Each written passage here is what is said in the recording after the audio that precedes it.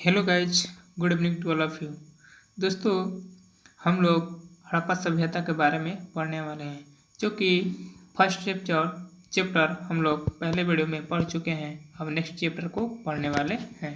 तो दोस्तों, हम लोग हड़प्पा सभ्यता के बारे में जानने से पहले हम लोग एक छोटा सा मोटिवेशनल को पढ़ लेते हैं।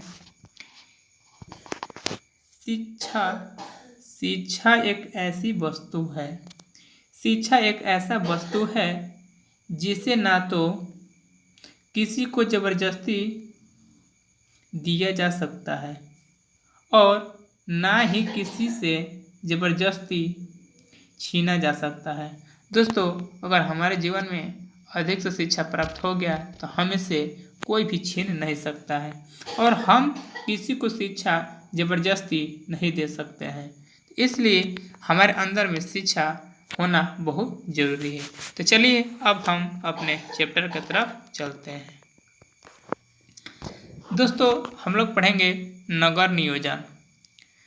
नगर नियोजन सामान्य विशेषताएं। सिंधु सभ्यता के नगर विश्व के प्राचीनतम सुनियोजित नगर है। ऐसा प्रतीत होता है कि संपूर्ण नगर किसी संस्था के निर्देशानुसार बनवाए गए हैं। नेक्स्ट पॉइंट है, सड़कें सीधी दिशा में एक दूसरे के समकोण पर काटती हुई नगर को अनेक वर्गाकार तथा चतुर्भुजाकार खंडों में विभाजित करती थी। सिंधु सभ्यता में सर्वाधिक चौड़ी सड़क मोहनजोदड़ो से प्राप्त हुई, जिसकी चौड़ाई लगभग 10 मीटर थी। पुराविदों ने इसे राजपथ प्रथम सड़क की संज्ञा दी है। ठीक है। सामान्यतः मकानों में 4 या 5 कमरे बनाए जाते थे। मकान में आंगन, रसोई घर, स्नान घर, कुएं तथा कुछ बड़े घरों में शौचालय बनाए जाते थे। ठीक है। नेक्स्ट पॉइंट है, सामान्यतः मकान के दरवाजे मुख्य सड़कों पर न खोलकर गलियों में खुलते थे। ठीक है। हड़प्पा और मोहनजोदड़ो में मकानों के निर्माण में सामान्यतः पक्की ईंटों का प्रयोग मिलता है, जबकि अन्य स्थलों से ज़्यादातर कच्ची ईंट का प्रयोग मिलता है। मात्र कालीबंगा से अलंकृत ईंट का प्रमाण मिलता है। सामान्यतः ईंटों का आकार 10:5 2.1/2 इंच था, जिनमें 4:2:1 का अनुपात था। चलिए प्रमुख नगरों की विशेषता देख लेते हैं। हड़प्पा नगरों 2 खंडों में विभक्त था। हड़प्पा नगरों 2 खंडों में विभक्त था। पश्चिम में दुर्ग क्षेत्र एवं पूर्व में निचला नगर था। नेक्स्ट पॉइंट है, दुर्ग क्षेत्र से बाहर उत्तर में एक टीले के उत्खनन से कुछ महत्वपूर्ण अवशेष प्राप्त हुए हैं, जैसे कि मजदूरों को रहने के लिए श्रमिक बस्ती। कुल 15 मकान प्राप्त हुए हैं। नेक्स्ट है, इसी के पास से 16 भट्टियां प्राप्त हुई है, जिससे कोयले और कंडे की राख मिली है। पुराविदों ने इसे तांबा गलाने का कारखाना माना है। ओके। नेक्स्ट पॉइंट है, यही से पक्की ईंटों से निर्मित 18 वृत्ताकार चबूतरे मिले हैं, जिनके मध्य में एक गड्ढा है। गड्ढे में गेहूं, जौ एवं राख के साक्ष्य मिले हैं। मोहनजोदड़ो का नगर 2 खंडों में विभक्त था। पश्चिम में दुर्ग क्षेत्र एवं पूर्व में निचला नगर। दुर्ग क्षेत्र से अनेक सार्वजनिक इमारतें प्राप्त हुई हैं। जो दुर्ग क्षेत्र है वहाँ से अनेकों इमारतें क्या हुई, प्राप्त हुई है। विशाल स्नानागार, यह पक्की ईंटों से निर्मित सिंधु। ठीक है।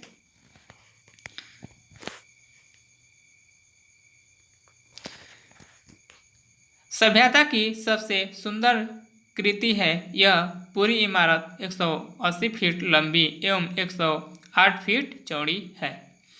इसके मध्य में एक तालाब है, जिसका आकार 11.89 मीटर लंबा, 7.01 मीटर चौड़ा और 2.43 मीटर गहरा है। तालाब में तल तक पहुंचने के लिए उत्तर तथा दक्षिण दिशा में सीढ़ियां बनाई थी। तालाब के दक्षिण पश्चिम में एक नाली थी जिसमें से तालाब का गंदा पानी बाहर निकाला जाता था। विशाल अनागार यह अनागार 45.71 मीटर लंबा और 22.86 मीटर चौड़ा है। अनागार के उत्तर में एक चबूतरा बनाया गया है। अनागार में कुल 27 प्रकोष्ठ बने हैं। सिंधु सभ्यता का सबसे बड़ा अनागार है। ठीक है। पुरोहित आवास विशाल स्नानागार के पास से एक विशाल इमारत का प्रमाण मिला है जो 70.1 मीटर लंबा एवं 23.77 मीटर चौड़ा है। चनहुद्रो सामान्य नगर के अवशेष प्राप्त हुए हैं। वर्गाकार ईंट का प्रमाण मिलता है। गुड़िया मकान बनाने का कारखाना प्राप्त हुआ है। लोथल इसे लघु हड़प्पा एवं लघु मोहनजोदड़ो कहा जाता है। लोथल को क्या कहा जाता है? मोहनजोदड़ो और हड़प्पा कहा जाता है। लोथल नगर के पश्चिम में दुर्ग क्षेत्र एवं पूर्व में निचला नगर था। यहाँ का दुर्ग क्षेत्र एवं निचला नगर एक ही रक्षा प्राचीर से घिरा हुआ था। लोथल से गुड़िया मकान बनाने का कारखाना मिला है। यहीं से एक रंगाई कुंड का प्रमाण मिला है।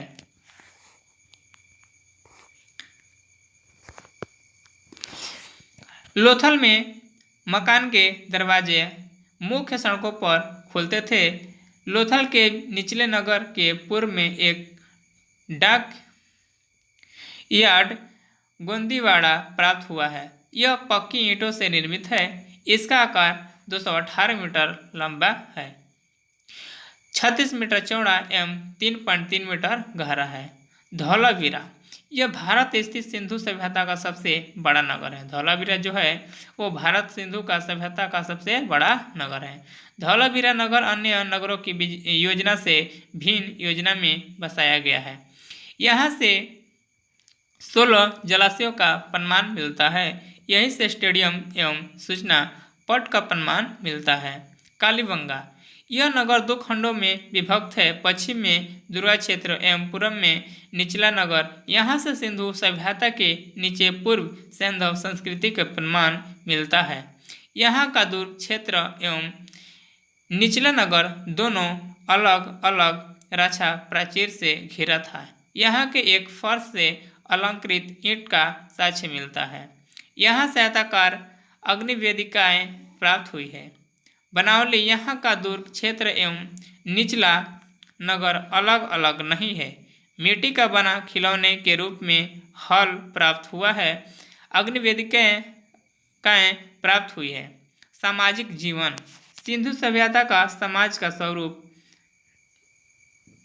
मात्रात्मक था। सिंधु समाज में कई वर्गों के अस्तित्व के प्रमाण मिले हैं। सैंधव समाज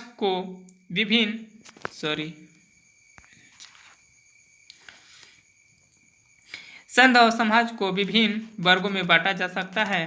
पहला है विद्वान वर्ग, पुरोहित, वैद्य, शिक्षक, ज्योतिषी आदि योद्धा वर्ग। ओके। व्यापारी एवं शिल्पी वर्ग, श्रमिक वर्ग। सिंधु समाज में व्यापारी का महत्वपूर्ण स्थान रहा होगा।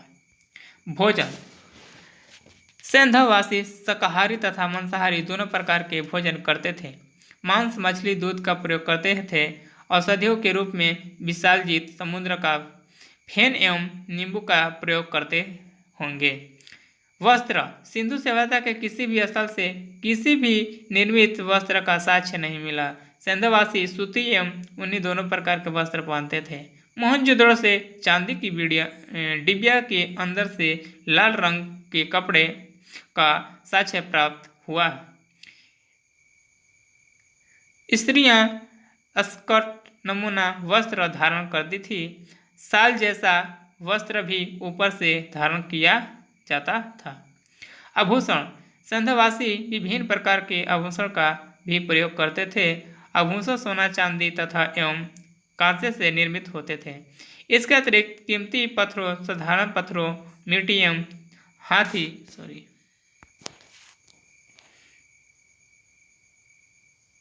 आभूषण में बाहर बाजूबंद, वालपिन अंगूठी, चूड़ियाँ आदि प्रयोग करते थे। हड़प्पा से सोने का बना हुआ 6 लड़ियों वाला हार प्राप्त हुआ है। सौंदर्य प्राप्त अरे यार क्या हो रहा है। सौंदर्य प्रसाधन सैंधववासी सौंदर्य प्रेमी थे। हड़प्पा के उत्खनन से प्रसाधन वैक्स प्राप्त हुआ है। हड़प्पा से ही काजल की डिबिया, सफ़ेद पाउडर के प्रमाण मिले हैं। चहुंदड़ों से लिपस्टिक के प्रमाण मिले हैं। स्त्रियां विभिन्न प्रकार से केश विन्यास करती थी। समाधान प्रणाली सैंधववासी अपने मृतकों का 3 प्रकार से अंतिम संस्कार करते थे। पहला है पूर्ण समाधान। मृतकों को कब्र में दफनाने ऐसे कैसे हो रहा है यार। सैंधववासी अपने मृतकों का 3 प्रकार से अंतिम संस्कार करते थे। पूर्ण सावधान, मृतकों को कब्र में दफनाने की परंपरा। दूसरा है कि आंशिक सावधान, मृतकों के शरीर को जंगल में रख देना। जब पशु पक्षी उसके मांस को खा लेते थे तो हड्डियां को दफना देना। दाह संस्कार, मृतकों को जलाने का परंपरा।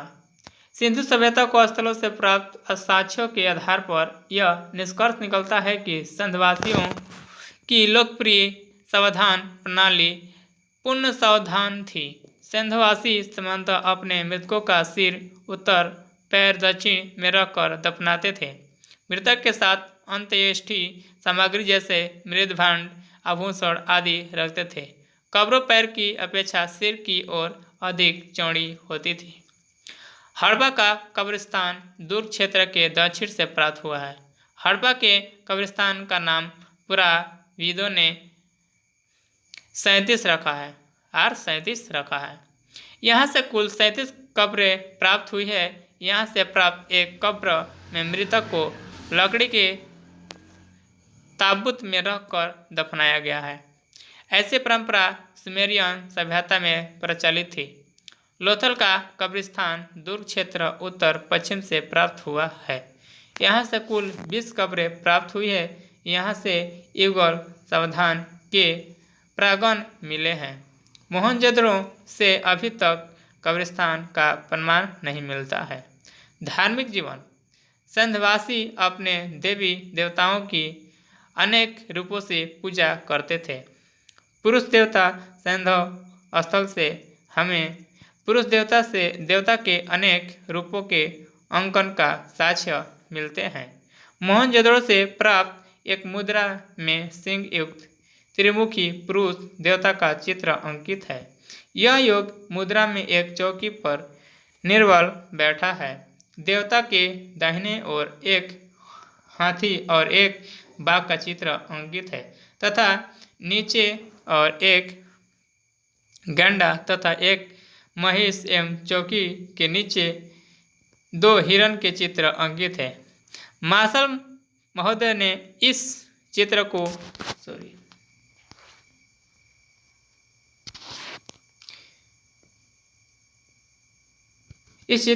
शिव का आदि रूप माना गया है। पौराणिक काल में शिव को महायोगी, पशुपतिनाथ, त्रिनेत्रधारी, त्रिशूलधारी आदि अनेक नामों से जाना जाता था, जिनका प्रतीकात्मक चित्रण इस मुद्रा में मिलता है। हड़प्पा से प्राप्त एक मुद्रा में एक तरफ पेड़ पर बने मचान पर एक पुरुष आकृति बैठी है और पेड़ के नीचे एक बाघ खड़ा है। इस मुद्रा के दूसरी ओर एक बैल का चित्र है और उसके सामने एक त्रिशूल गड़ा है। इसे भी शिव का प्रतीक रूप माना गया है। मार्त देवी, हड़प्पा, मोहनजोदड़ो, चहुंदड़ो आदि से बड़ी संख्या में नारी मृत मूर्तियां, मोहरों पर अंकित नारी आकृतियां और अनंत दृश्य मिले हैं, जिससे स्पष्ट होता है कि वे मार्त देवी का उपासना करते थे। नारी मृत मूर्तियों की शीर्ष के दोनों ओर दीपक जैसी आकृति बनी है। इनमें कालिख के निशान भी है। मैके की मान्यता है कि इसमें तेल बाती डालकर इनकी पूजा की जाती थी। सभी विद्वान इन मूर्तियों को मृत देवी की मूर्ति मानते हैं।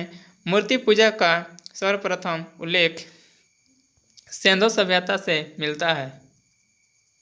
यद्यपि किसी भी स्थल से मंदिर के साक्ष्य नहीं मिले हैं, तो हड़प्पा से प्राप्त एक मुद्रा में एक स्त्री को सिर के बल खड़ा किया गया है और उसके योनि से वनस्पति निकलते हुए दिखाया गया है। इस चित्र को मृत देवी के प्रजनन शक्ति का स्वरूप बना है, अर्थात पृथ्वी देवी का अंकन है। मार्शल एम हिलर का मत है कि सेंधव देवकुल में मृत देवी का स्थान सर्वोपरि है। पशु पूजा। सेंधववासी अपने देवी देवताओं की कल्पना पशु रूप में भी की है। ये देवताओं की काल्पनिक एवं वास्तविक पशु देवताओं के रूप में पूजा करते थे। काल्पनिक पशु मोहनजोदड़ो से प्राप्त एक मुद्रा में 3 सिर वाले पशु का चित्र अंकन है। नीचे का सिर एवं सिंह भैंसों का और बीच एवं ऊपर का सिर एवं सिंह बकरे का है। मोहनजोदड़ो से प्राप्त एक अन्य मुद्रा में 3 बाघों के शरीर को एक में जुड़ा हुआ दिखाया गया है। ये काल्पनिक पशु हो सकते हैं। यज्ञ, अग्नि पूजा एवं पशु बलि। सेंधवासी यज्ञ एवं अग्नि की पूजा करते थे। यज्ञों में पशु बलि दी जाती थी।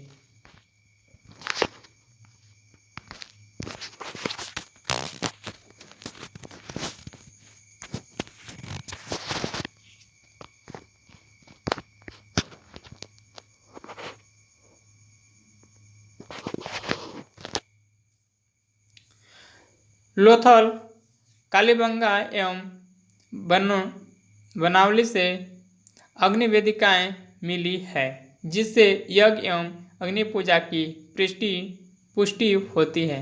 कालीबंगा एवं लोथल की अग्नि वेदिकाओं से पालतू पशुओं की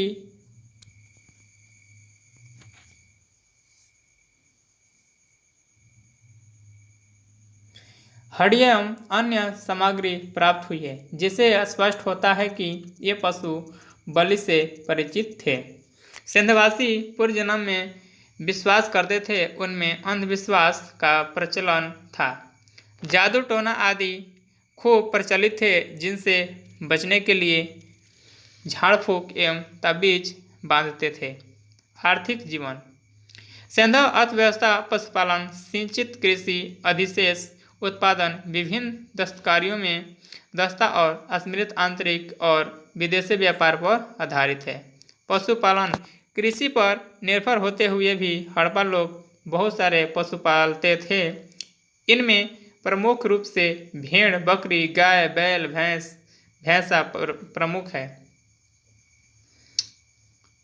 सुअर पालतू एवं जंगली दोनों थे। कुत्ता पालतू पशु था, इसके कई नस्ल मिले हैं। सेंधवासी ऊँट का भी पालन करते थे। हड़प्पा से गधे का साक्ष्य मिला है। घोड़े के संबंध में विद्वानों में मतभेद है। सुरकोट्टा से अंतिम चरण से घोड़े की हड्डियां मिली है। कहा जा सकता है कि सेंधवासी घोड़े से परिचित थे। सेंधवासी जिन अन्य पशु से परिचित थे, उनमें हाथी, बाघ, हिरण, बारहसिंगा, रीछ, खरगोश, बंदर, बिल्ली, गैंडा, मेंढक आदि से परिचित थे। सेंधवासी सिंह से परिचित नहीं थे। कृषि। सिंधु सभ्यता के आर्थिक संगठन में कृषि का अत्यधिक महत्वपूर्ण स्थान था। सिंधु और उसकी सभ्यता नदियों का क्षेत्र अत्यधिक उपजाऊ था। सेंधवासी अपनी रबी की फसल की बुवाई अक्टूबर-नवंबर महीने में और कटाई मार्च-अप्रैल में करते थे। सेंधवासी कृषि के उपकरण के रूप में हल, कुदाल, कुल्हाड़ी, हंसिया आदि का प्रयोग करते थे। बनावली से खिलौने के रूप में मिट्टी का बना हल प्राप्त हुआ है। कालीबंगा से प्राक सैंधव स्तर से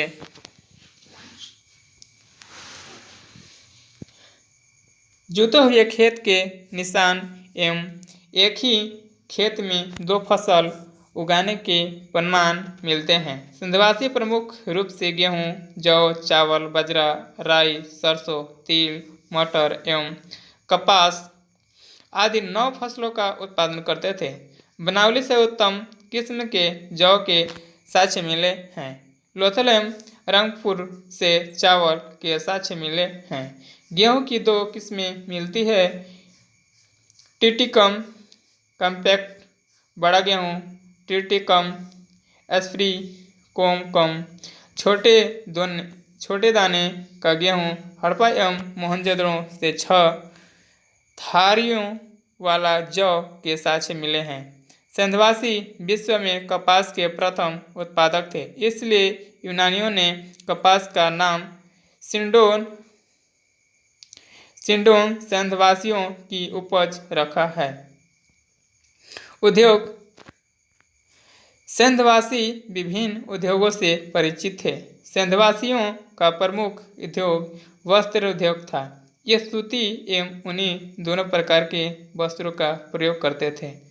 सिंधव वस्त्रों के प्रत्येक मकान से कताई बुनाई में प्रयुक्त मिट्टी एवं शंख के बने 2 एवं 3 छेद वाले तकिए मिले हैं। मोहनजोदड़ो वस्त्र उद्योग का महत्वपूर्ण केंद्र रहा होगा। इसके अतिरिक्त सिंधव सभ्यता में धातु उद्योग, गुरियामन का उद्योग, मूर्ति उद्योग, मृद भांड उद्योग, हाथी दांत से निर्मित वस्तुओं का उद्योग, ईंट उद्योग आदि का प्रचलन था। व्यापार सिंधवासियों का आंतरिक एवं बाह्य दोनों व्यापार उन्नत अवस्था में था। सिंधव सभ्यता की विशेषता वहाँ असंख्य छोटे बड़े नगरों की उपस्थिति थी। संपन्न सिंधव वाजन अधिक से अधिक विलासिता की वस्तुएं प्राप्त करना चाहते थे। इस खोज में उन्होंने भारतीय उपमहाद्वीप में दूर दूर तक बस्तियां बरसाई एवं अफगानिस्तान, मध्य एशिया तथा पश्चिम एशिया के साथ प्रगाढ़ संबंध बनाया।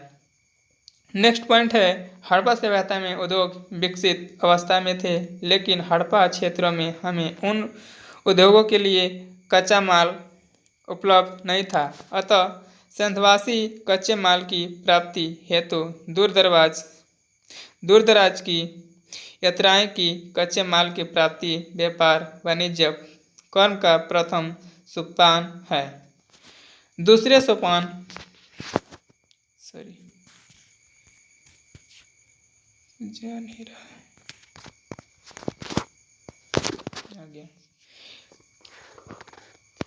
निर्मित वस्तुओं को घरेलू, क्षेत्रीय और विदेशी बाजारों तक पहुंचाना पड़ता था। सिंधवासी निम्न वस्तुएं इन क्षेत्रों से प्राप्त करते थे। चांदी अफगानिस्तान एवं ईरान, मुख्यतः अफगानिस्तान से। सोना कर्नाटक इस कोलाकार खान से। तांबा राजस्थान स्थित टीन अफगानिस्तान से। खेलखड़ी बलूचिस्तान से। लाजवर्द बदख्शा फिरोजा कुरासान। चाट पत्थर बलूचिस्तान से। लाल रंग फारस की खाड़ी स्थित हॉर्मुज से। देवदारू एवं शिलाजीत हिमालय के पर्वतीय क्षेत्रों से। विदेशी व्यापार सिंधवासी व्यापारी संबंध अनेक वाह्य संस्कृतियों के साथ थे, जैसे मेसोपोटामिया, मिस्र, क्रीट और फारस की खाड़ी स्थित देशों के साथ। मेसोपोटामिया के साथ व्यापारिक संबंधों के अनेक पुरातात्विक प्रमाण मिलते हैं। कुछ विद्वानों का मानना है कि मेसोपोटामिया से एक हड़प्पा व्यापारियों की बस्ती गिली है। मेसोपोटामिया से प्राप्त अभिलेखों में